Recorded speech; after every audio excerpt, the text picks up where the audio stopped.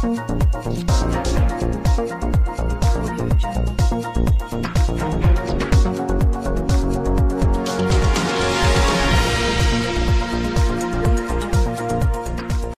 Police तर्फे या सोमवारपासून सगळी इल्लीगल ॲक्टिव्हिटीवर विशेष मोहीम सुरू आहे। त्यामध्ये एक मोठी कामयाबी स्थानिक गुन्हे शाखाच्या पथकाला भेटलेली आहे।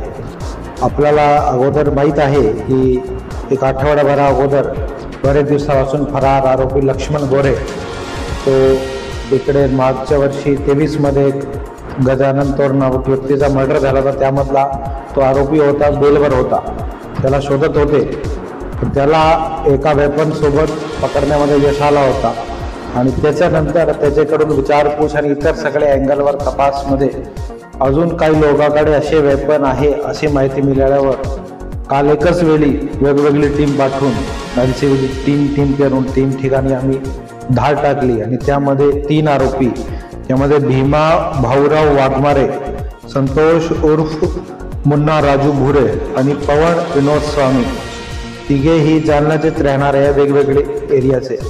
तिघाला उचलले आणि तिघाकडून एक देशी कट्टा जप्त करण्यामध्ये सक्सेस मिळालेली आहे। मागच्या आठवड्याभरामध्ये तो अगोदरचे एक पकडून 4 वेपन असे त्या लिंकमधून आम्हाला जालना पोलिसांनी जप्त केले आहे आणि त्यातून भविष्यात जो काही मोठी घटना घडू शकत होती त्याला टाळण्यामध्ये यश आलेलं आहे। ही कारवाई अजून सुरू आहे, अजून काही लोक आमच्या रडारवर आहे आणि त्याच्यावर पण आमची टीम सगळा वर्कआउट करत आहे। आपल्या माध्यमातून मी अजून एक सांगू सर्वांना आवाहन करतो की कोणी असा आपल्याला लालच देतो की वेपन वगैरे प्रोव्हाइड करू शकतात तर त्याच्या लालचमध्ये येऊ नये। कुठल्याच प्रकारचा वेपन स्वतःकडे ठेवणं हा मोठा क्राईम आहे। त्याच्यामध्ये फसले की त्यामध्ये सुटका होत नाही, गंभीर केसेस त्यामध्ये लागू शकतात आणि बेल पण लवकर होत नाही। तर आम नागरिकांनी असे 2 नंबरी लोकांपासून लांब राहायला पाहिजे असं आवाहन पण करतो।